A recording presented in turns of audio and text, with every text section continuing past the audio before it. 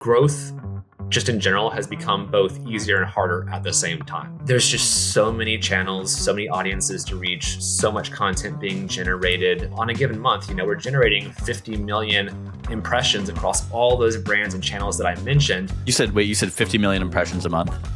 50 million impressions a month. What are kind of the first principles of audience development as an independent creator? How we think about audience development is really threefold. One is... Welcome back to the Creator Spotlight Podcast. My name is Francis Zier, and today we're speaking with Jonathan Hunt, VP of HubSpot Media. He's been working in media for the better part of 2 decades, behind the scenes at companies including Vice, Vox, Nat Geo, and Complex. We spoke about his approach to audience development and how HubSpot approaches acquiring and or working with independent media brands and creators. Enjoy. Looking at your LinkedIn, you've got a great history in media. You've held a couple roles specifically with audience development in the title. I imagine that you've done audience development at more than just these roles. Specifically at Complex, you were the EVP of Marketing Communications and Audience Development. You were there for about 3 years. And at National Geographic, you were SVP, Digital Strategy and Audience Development. You were there for just under 2 years. So my question to start it off is, how would you describe what audience development is as a category of work, maybe to somebody who doesn't work in media?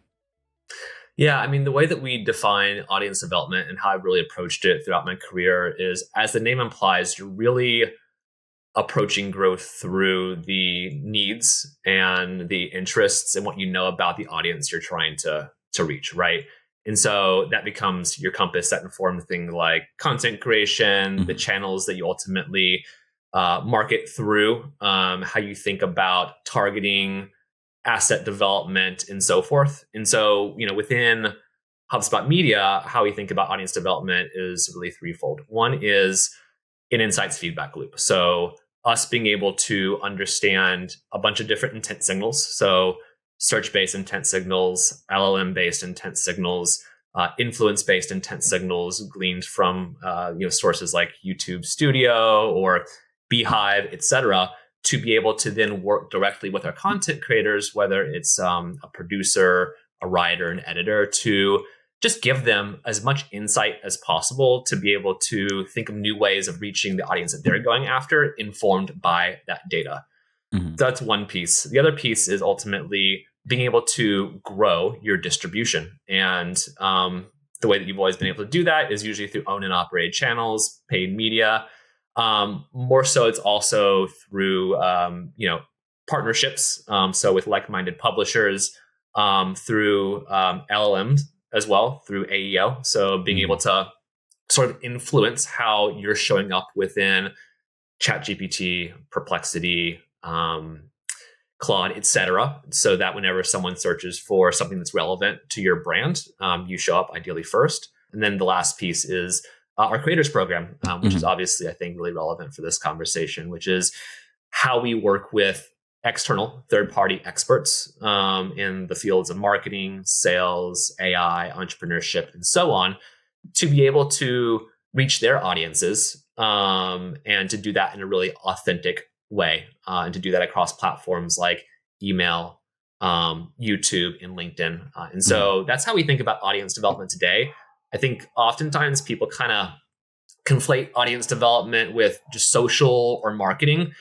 I would almost argue that audience development, especially in the modern media and marketing climate, is becoming a lot more influential in how you diversify traffic, how you compete, right? Because there's just so much saturation in terms of media brands, content creation. And so you really have to be very surgical in terms of what you're creating and how you're distributing it. So the way you're describing it, I want to try to translate this now into maybe for an independent creator, right? You're describing very sophisticated, large operation that's both for the media properties under HubSpot Media as well as for HubSpot itself. Very complicated. For somebody maybe who is an independent creator, maybe they have a newsletter, it's like 1,000 subscribers up to, 20,000, but maybe it's just them doing it, right? What are kind of the first principles of audience development that somebody needs to kind of make their operation a little bit more sophisticated as an independent creator? Yeah, I would say, look, growth just in general has become both easier and harder at the same time. Especially if you rely on paid media to grow. Like the rates have just become pretty unaffordable, especially for smaller creators. And there's much more saturation and competition, especially in direct response environments. And so oftentimes what that means is, operating like a scrappy small marketing and media team, which oftentimes creators have to do. And so what that means is being able to identify partnerships with other relevant publications that share similar audience interests and being able to work with them to build together. So, simple things like swaps, guest op-eds, guest contributions, etc., ways to shift and migrate audiences between like-minded media products to be able to grow your subs base, whether you're on YouTube or you're operating a newsletter, and vice versa. The other thing too is diversification. And so I realize that can be really tough sometimes, especially for smaller creators that are focused on a single channel. But again, in a world where there's just so many channels, so many audiences to reach, so much content being generated, being able to reach your audience across more than just one singular channel, whether you're a newsletter operator or a YouTube creator, and being able to take your expertise and your IP, repackage it and expand it into new ways to reach those audiences, it creates just more moats and makes your business harder to challenge, but also allows you to get in front of more people and again, push audiences back and forth. So say, for example, if you're a newsletter operator or creator on Beehive, being able to also find an opportunity to take that expertise and that content, that editorial strategy and translate it for building up a presence on LinkedIn or building up a presence on YouTube, because those ultimately then also become marketing channels for you to push audiences back to your newsletter, creating this kind of flywheel. And so that's how we approach it, even though we're not necessarily a small independent creator or a smaller media company. But I think the strategy still applies no matter what size you are. The lines are blurred. We're all competing for the same attention. I know.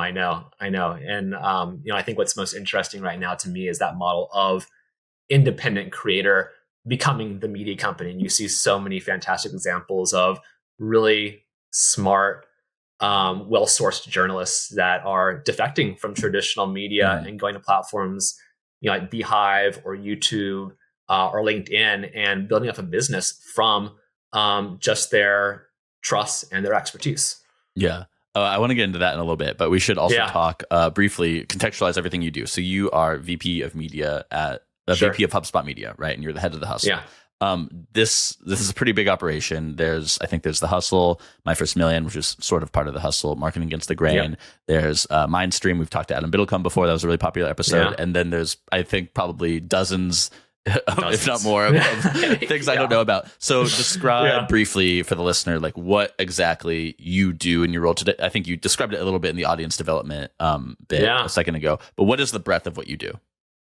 Yeah. So I guess the TLDR is I lead a media company within a B2B company called HubSpot. So I think a lot of people are familiar with HubSpot, but maybe they're not as familiar with how we approach marketing HubSpot. And I think traditionally within B2B companies or other CRMs, what you find is that, there's a very kind of formulaic playbook, right? Like you have direct response, you have big brand campaigns, you have celebrities as part of those big brand campaigns, you have, customer enablement, et cetera, et cetera. But oftentimes what you don't have is a really strong owned and operated media network that allows you to continuously build audience, but also market to those audiences. So what we built here is an editorially independent media company that is comprised of about 60 people across a structure that you would find in any like mid-sized to large-sized media company. You have a content operation.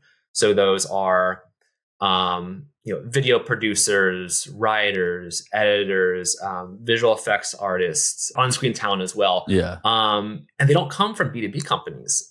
They come from places like Axios, Business Insider, The Onion, Vox, like folks that have done this for B2C media companies, doing it for a B2B media company. And they're doing that at scale across platforms like YouTube, newsletter, website, podcast. And so today we have about 10 different owned YouTube channels across different categories like marketing and sales and entrepreneurship and AI. We have about 4 to 5 newsletters across those same categories. We have a website. We have about 5 podcasts as well. So that's one team, the content team. we have a monetization team. And so, historically with most traditional media models, that monetization team is out like pounding pavement, trying to close deals and get advertisers to advertise across their media products. I think what's unique about our business model is that we're not an impressions-based media model. So we're not incentivizing content creators to just go out there and try to create as many impressions as possible so that our sales team can then go and monetize those impressions or squeeze more pennies out of the RPM. What we're trying to do is we're trying to develop really high quality, high intent audiences that then we can put a resource in front of that feels very editorialized and utilitarian, so that you then click on that resource and then give us enough contact information so that our sales team can go and then nurture you hopefully into a customer for HubSpot. And so that's what the monetization team focuses on across all of our different media brands and channels. And then you have the audience development. One thing really quick there, and then we'll come back to, you said audience development team. So you had a LinkedIn post a couple of months ago saying that YouTube right now is HubSpot Media's number one area for content and monetization investment, which made me curious more about like the degree to which, is there any more direct monetization you're after? Is that a KPI that you guys have on the team, or is it all more like, no, this is a funnel for HubSpot software products, and like there is like, I mean, you probably are directly monetizing on YouTube though, and I know Beehive has run ads with My First Million, for example. So tell me about the relationship between like monetization in terms of being paid to advertise a product versus monetization that is marketing for HubSpot Media that HubSpot is paying for by just funding this business. Yeah. So just to be clear, we don't work directly with third-party advertisers to advertise against our inventory. But to your point, we're really focused on generating business for our business, but that happens in a couple of different ways. We talked a bit about demand generation. So, we call them leads or qualified leads. We're able to measure that all the way to the amount of monthly recurring revenue and annual recurring revenue that those media products are able to drive for HubSpot, the business, on a monthly and annual basis. HubSpot, famously a product that's very good at tracking these kind of things in the first place. Well, I mean, yeah, exactly. Like you would hope that we would have a good measurement solution for doing all this. But in addition to that, what we're also measuring is the brand influence of these media investments. So on a given month, we're generating 50 million impressions across all those brands and channels that I mentioned. Those are obviously driving awareness and consideration and association of those media products to HubSpot to help people continue to think about our product while they're maybe not in the consideration cycle, so that when they are in the consideration cycle, we're part of their day one list and they choose HubSpot maybe over one of our competitors. You said 50 million impressions a month? 50 million across the whole portfolio. Wow. Across the whole portfolio, definitely with a bulk of those coming from YouTube, email, and podcasts at the moment. And then in addition to that, we're also generating a lot of just, earned media for HubSpot, like media that you would have to go otherwise buy if you were running a traditional paid marketing playbook. And so there's all these additional ways that I think we're able to value media investment within HubSpot that isn't so exclusively last touch and attributable to immediate demand, but also just improves how people are aware of, but also think about HubSpot across the entire year. Yeah. As an aside, it's funny. I was at a Mets game on Tuesday a few days ago, and I was catching up with a friend sitting next to her, and I was saying, "Oh, I'm interviewing this guy later this week. He runs media at HubSpot," and she hadn't heard of HubSpot, and so I was describing it a bit, but I was like, "Oh, look, their logo's right there," because there was like 6 HubSpot logos on the wall, like across the field. Yeah. Hey, if you're enjoying this conversation, consider subscribing to the podcast. We release a new episode every Tuesday. All right, back to the show. I read a piece by Simon Owens, who writes the excellent Simon Owens Media newsletter. He published this like 3 weeks ago or so about the history of Medium, and Medium is now a profitable business, and he kind of charts it from like how it was founded to then what went wrong and now how it's profitable. But I think it was the current CEO of Medium was describing their creator customer base, or rather user base, the people who are using the platform to publish a work that then is monetized. He was describing them not as like full-time creators, which is usually what I'm talking to, is people who are somehow full-time creators. He was saying more, it's the people who already have this knowledge and expertise. And so for them, it's very easy to just go out and write a little bit And they're not like somebody like me who's going out and like, interviewing people and gathering that expertise and then sharing it. But I thought that was a really interesting definition. Anyways, we are together speaking on this panel at ONA, the Online News Association conference in New Orleans, a couple weeks after this comes out. And this panel is about the creator-led future of journalism. So one way I wanted to discuss that here is you were saying a lot of the people on staff at HubSpot Media, for example, worked at Axios, these other more traditional or B2C consumer media companies. I think what's interesting here is there's a few different funding models for this creator-led media, right? There's advertising, reader subscriptions, grants, and then this kind of company ownership model that HubSpot practices, that Creator Spotlight is also too in relation to Beehive, right? Okay, I've said a lot, but I guess my question here is what you think of those funding models, which are the most sustainable, which will be the most successful, the most widely used over the next, let's say, 5 to 10 years? Yeah, look, I think it's just tough right now to be an impressions and ads based business model. It's becoming harder and harder to compete with the major holdcos in media companies, like media companies in terms of like media ad agencies, right, who wield a lot of budget.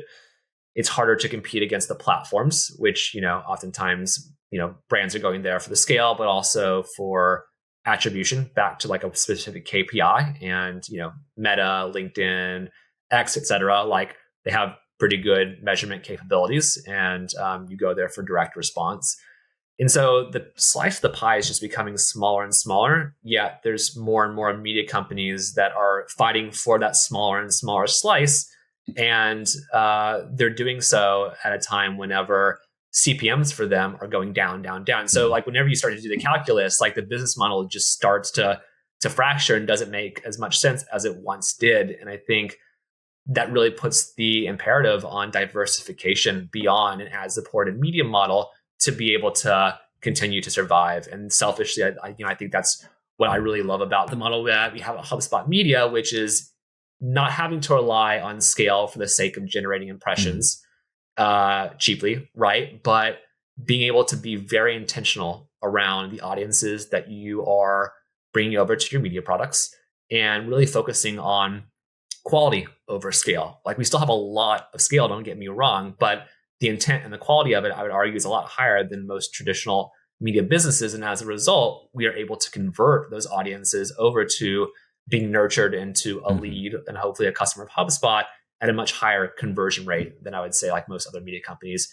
can. And so I think the future where companies like HubSpot or other B2B companies can be another way for media to continue to survive in an editorially independent way is a really interesting business model. And you see some examples of that, like, with Snacks and Robinhood is one example. There's a dozen others, and they're starting to really crop up. And I really do believe that is one future avenue. When HubSpot acquires a media company, what measures have to be taken to make sure that it's seamless? And specifically, I think one thing I would worry about is kind of the key man risk of any business where it's like one person and it's their voice, and oftentimes it's not like really a personal brand. Sometimes it is, but it's their voice and them doing so many things. How do you de-risk that in an acquisition like this? Yeah, I mean, the key man aspect, is a real one. I mean, just for the watchers and listeners, I mean, the key man sort of aspect here is like, if you are acquiring a creator and it's the creator's name as the brand and they leave 2 years after the acquisition, does the brand and the trust in the audience go with them? And, it is a consideration of ours, right? I don't think it is unsolvable. Like oftentimes how you do address that is you help them build a brand around their own personal brand, and you evolve it out and you introduce new correspondents, new talent, and help them expand. So, in the event where unfortunately they might decide to leave and go pursue something else, the thing doesn't fall apart. So that is definitely one aspect. But whenever we're exploring a media acquisition, we do have a set of criterion that we kind of check through to make sure that it is a fit. And this is how we approach our Mindstream acquisition, which closed last October. But Mindstream, they're on Beehive with 200K subs. I would argue they're one of the voicier experts in AI, not just news, but also how to take what you're hearing in the world of AI and apply that today, tomorrow within your own, business. So we sort of like identify, like, are these people that we like, just genuinely like we vibe with, they vibe with us? Could we see ourselves like working with them long term? Do we each like have a creative spirit that like we feed off of, that we think that they can learn from us, but we can also learn from them?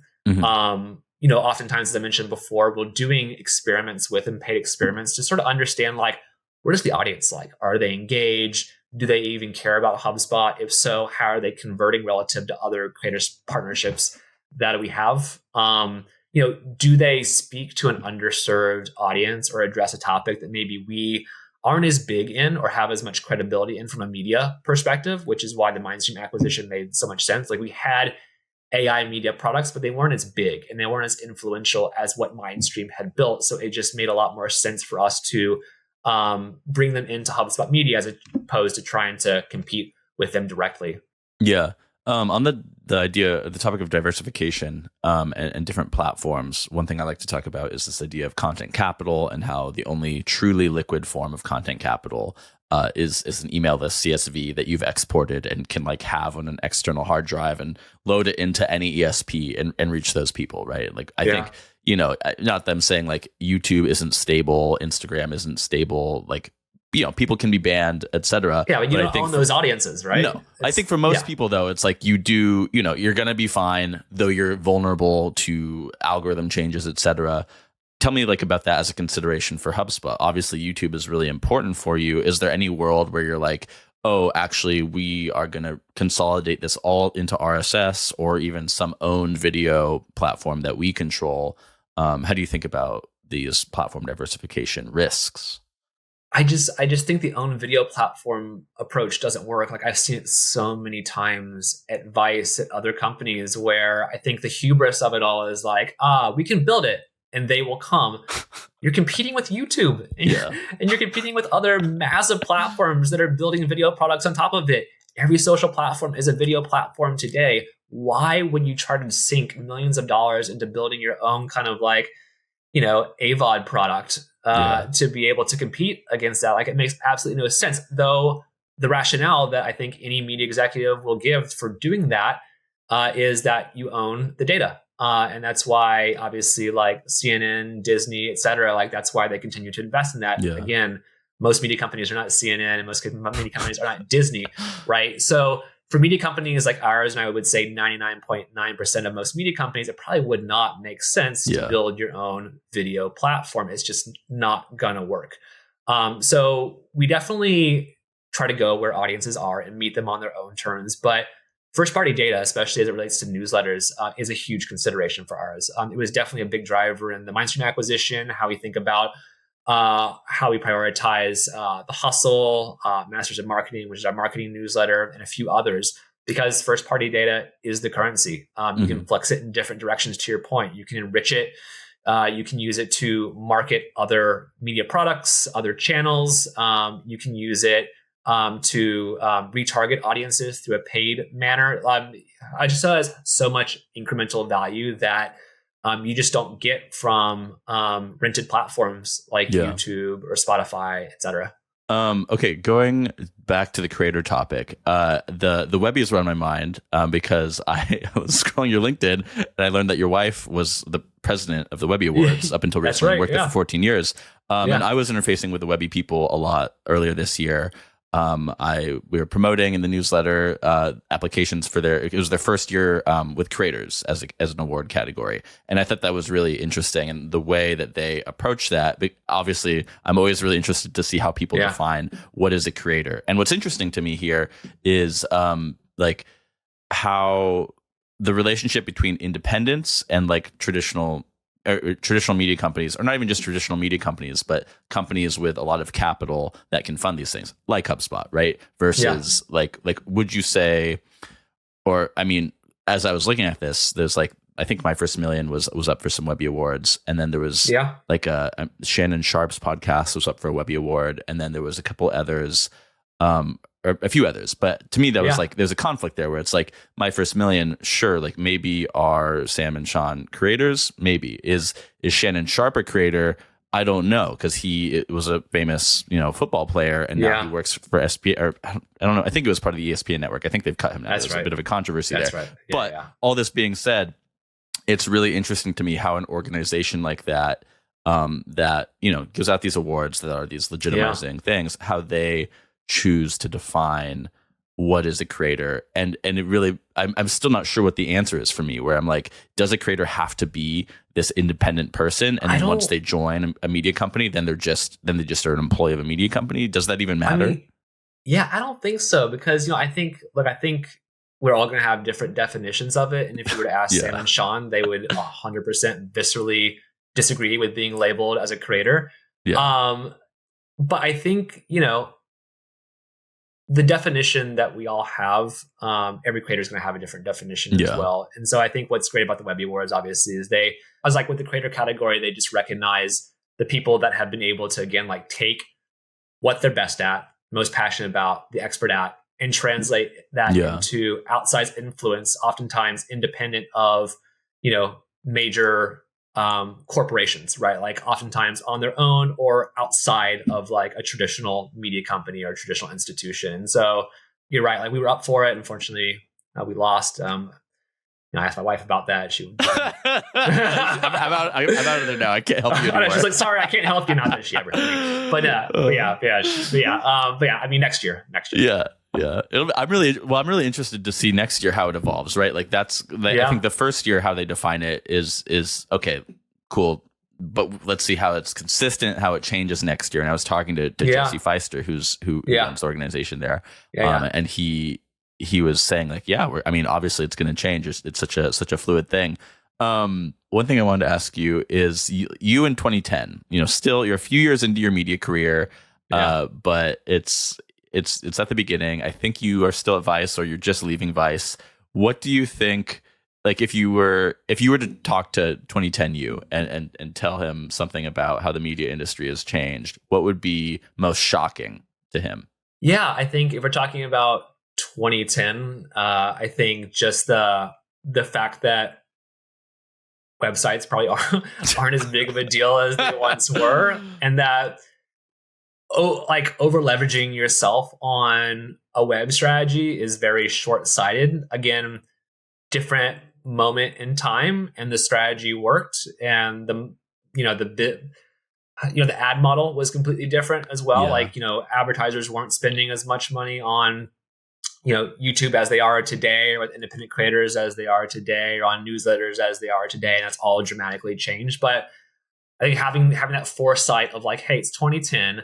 If you just diversify and really sink a lot of energy and calories into just building more moats around your media brands, so that whenever 2024 or 5 rolls around and AIOs roll out and your search traffic gets decimated and everyone's on YouTube and Reddit and other platforms, and ad dollars are not what they used to be, you have other ways, other lifelines, right? And if you look at Vice today, it's definitely a much different version of what it was back in 2010.